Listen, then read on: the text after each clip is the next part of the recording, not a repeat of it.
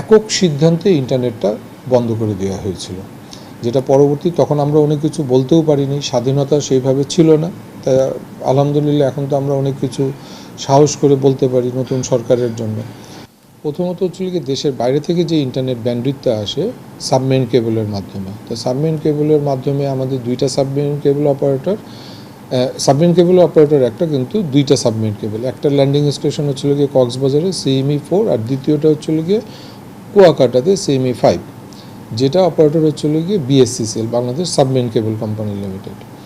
আচ্ছা, দ্বিতীয়টা হচ্ছিল গিয়ে ইন্ডিয়া থেকে 6টা ITC operator, international terrestrial operator, 6টা অপারেটর ইন্ডিয়া থেকে ব্যান্ডউইথ আমদানি করে।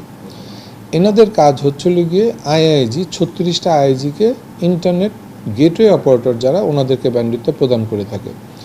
IIG অপারেটর ISP অপারেটরকে ব্যান্ডউইথটা প্রদান করে। ISP অপারেটর প্রান্তিক পর্যায়ে ইন্টারনেটটা প্রদান করে থাকেন।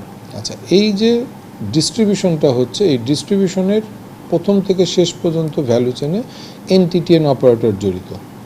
আচ্ছা, প্রথমে যেটা হয়েছে, প্রান্তিক পর্যায়ের গ্রাহকরা কোনো ইন্টারনেট পাচ্ছে না, তা পরবর্তীতে দেখা গেল যে ISP-দেরকে সবাই নক করছে যে আমরা ইন্টারনেট পাচ্ছি না।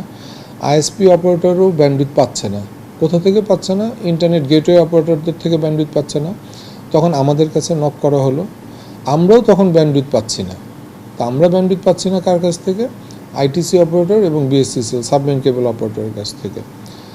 তো প্রথমে একটা চিন্তা করা উচিত ছিল কি, আমাদের কোনো টেকনিক্যাল ফল্ট হয়েছে কিনা, কিংবা অন্য কোনো ধরনের ডিডস অ্যাটাক হচ্ছে কিনা, কিংবা অন্য কোনো ধরনের সাইবার সিকিউরিটি থ্রেটের জন্য এটা হচ্ছে কিনা।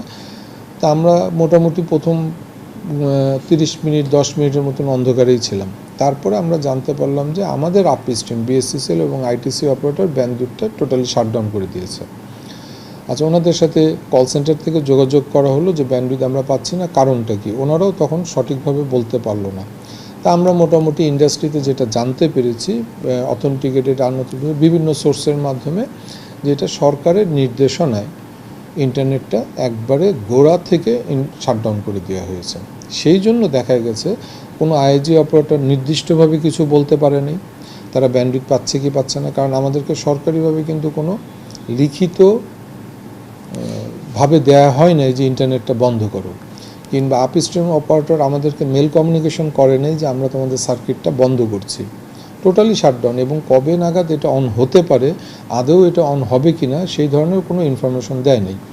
তারই ফলশ্রুতিতে দেখা গেছে আমরা IIG অপারেটর ISP-কেও সেভাবে জানাতে পারছি না, ISP অপারেটরও গ্রাহককে জানাতে পারছি না। মানে এটা টোটালি সরকারের একক সিদ্ধান্তে ইন্টারনেটটা বন্ধ করে দেওয়া হয়েছিল, যেটা পরবর্তী তখন আমরা অনেক কিছু বলতেও পারিনি, স্বাধীনতা সেইভাবে ছিল না।